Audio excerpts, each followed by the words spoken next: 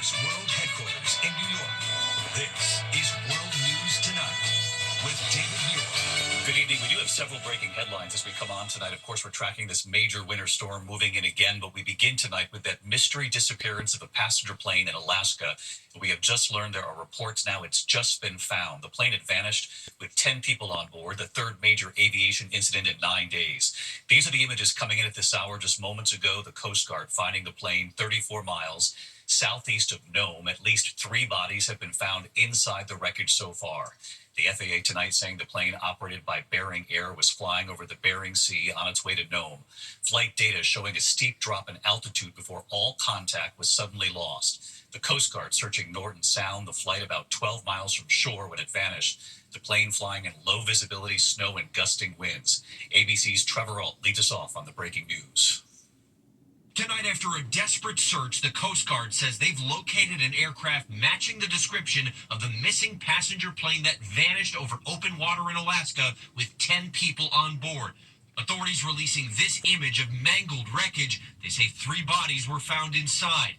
The Bering Air single-engine Cessna took off from Unalakleet shortly after 2:30 Thursday afternoon, headed for Nome. But about 40 minutes into the flight, the plane disappearing from radar over the Norton Sound, about 12 miles from shore. Low altitude alert, Bering Air 445. Check your altitude immediately. Seconds later, Bering Air 445, Anchorage Center, radar contact lost. This aircraft experienced some kind of event which caused them to experience a rapid loss in elevation and a rapid loss in speed. This time-lapse video from hours after the plane vanished shows snowy conditions at the Nome airport where the plane was headed. ATC telling the pilot the runway was temporarily closed as the plane approached. One of the things that the NTSB will look at, was there a problem? Did the aircraft ice up, and did that lead to a loss of control?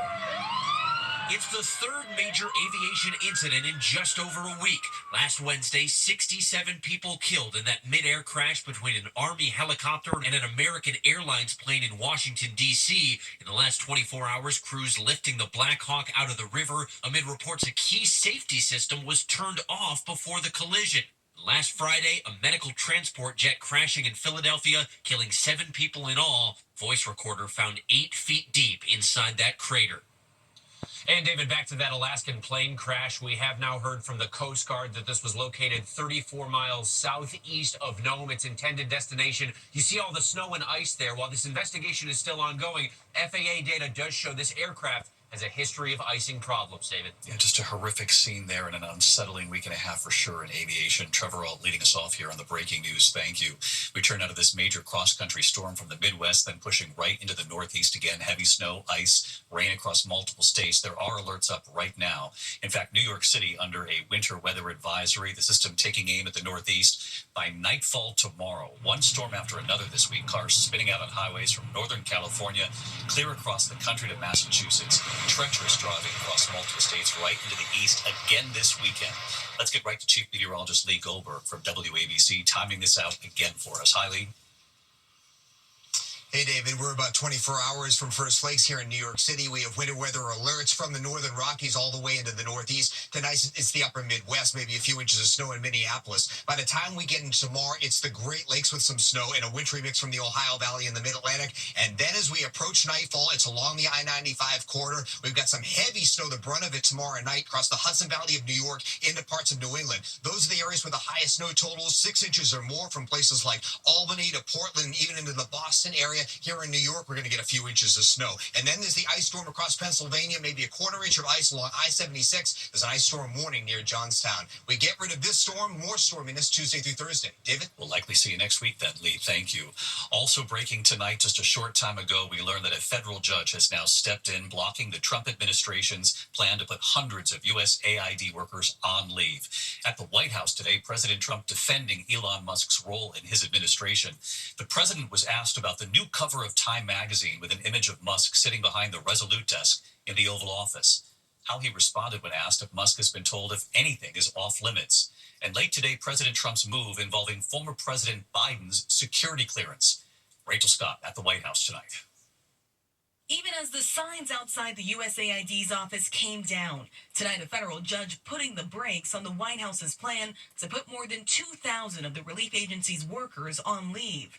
It comes as Elon Musk and his team gutted the agency, which has provided desperately needed food and medicine to some 32 million children around the world.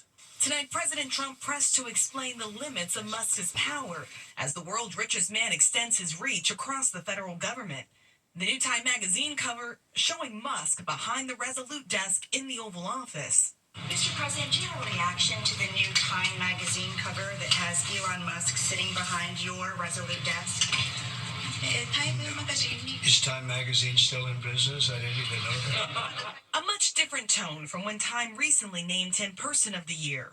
It's been an honor, and every time it's an honor, I will tell you. Musk's team has already gained access to at least 10 federal agencies. 2 million federal workers already receiving emails like this one.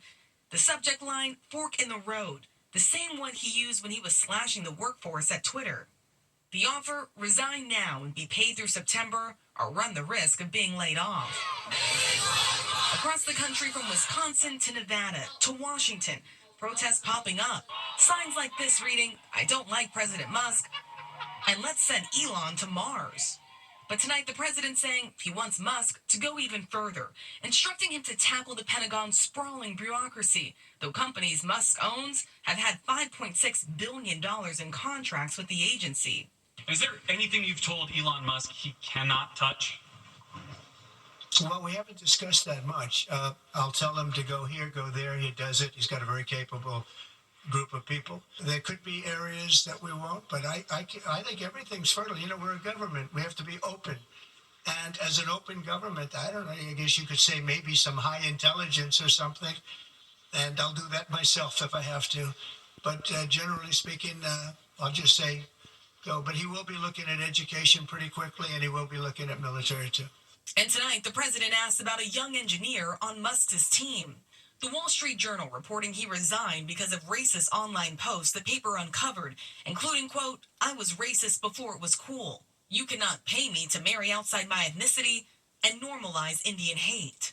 Vice President J.D. Vance writing on X, I obviously disagree with some of his posts, but I don't think stupid social media activity should ruin a kid's life, so I say bring him back. The vice president says, bring him back.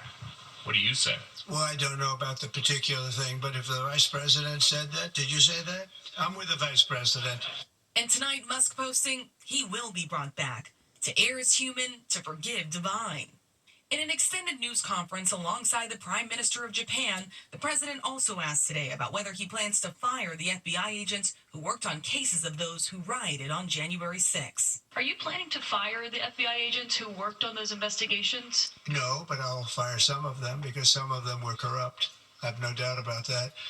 I got to know a lot about that business, that world. I got to know a lot about that world, and we had some corrupt agents, and those people are gone or they will be gone. And it'll be done quickly and very surgically. And this just in, moments ago, President Donald Trump posting on social media that he is revoking the security clearance of former President Joe Biden, saying that he will no longer receive intelligence briefings, cutting off any access to classified information. In that statement, he says that the former president cannot be trusted, David. Rachel Scott at the White House. Rachel, thanks. Tonight, a reporter covering the Super Bowl has been found dead in his hotel room. Authorities say a woman is now under arrest, and what authorities say they discovered. Also tonight, there's news in other cases involving those sports stars, those high-profile burglaries. Tonight, the images right here of suspects seen posing with quarterback Joe Burrow's stolen watches and jewelry. Here's our investigative correspondent, Aaron Kotursky. Tonight, a sports reporter covering the Super Bowl is dead, and a woman with an alleged history of drugging men is under arrest. Officials accusing Danette Colbert of using the credit card of Adnan Manzano after he was found dead in his hotel room.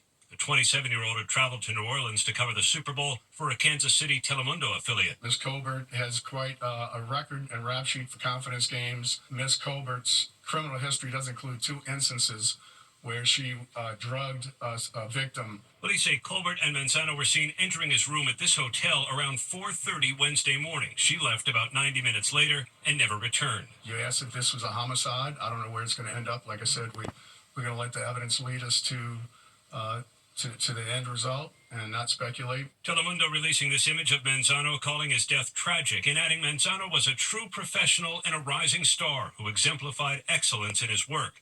This year's Super Bowl follows a rash of burglaries targeting the homes of several pro football players, including Patrick Mahomes, Travis Kelce, and Cincinnati Bengals quarterback Joe Burrow. He was robbed in December while playing Monday Night Football in Dallas. Where are you going right now?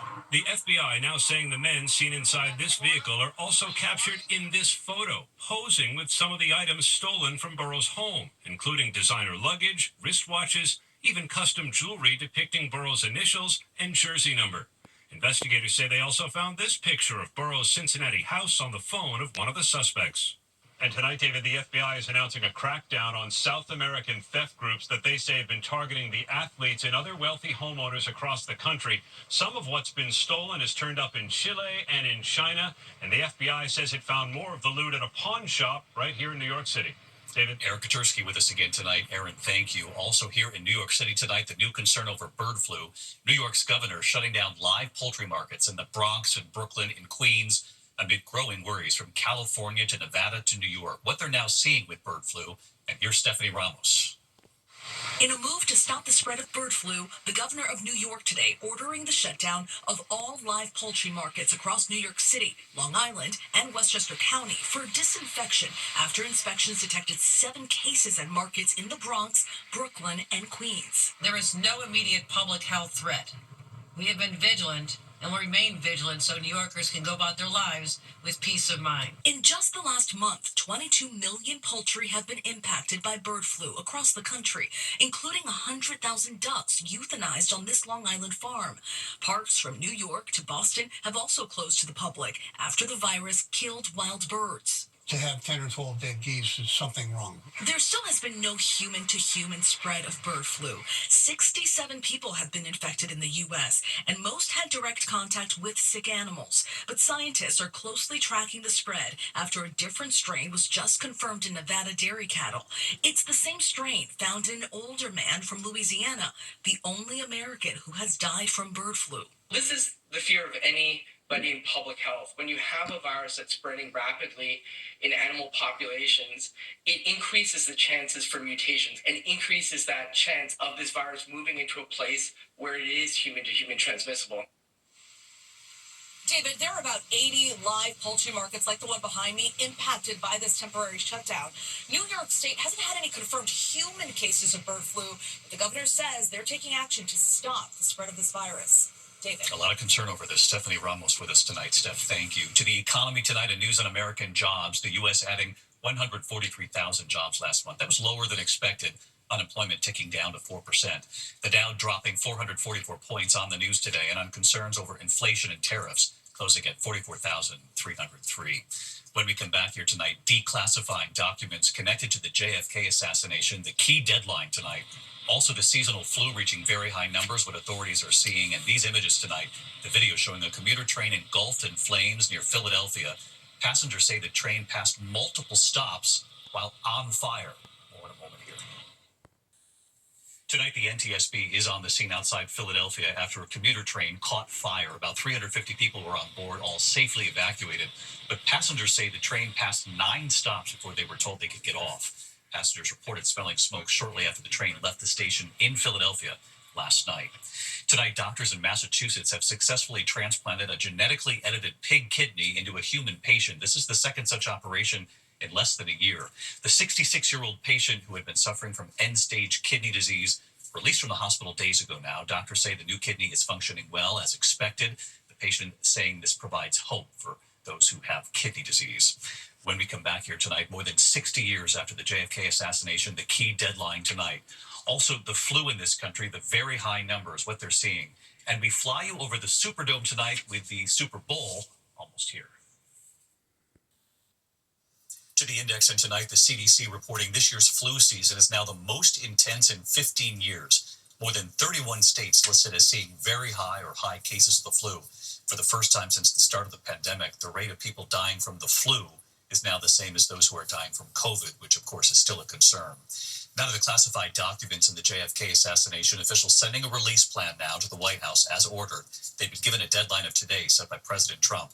It's still not clear when the thousands of files, which have long been sought by researchers, will be made public. When we come back tonight, the Super Bowl rematch will fly you right over to the Superdome in a moment, and the very funny moment involving the family very recently rooting for both teams, but not anymore.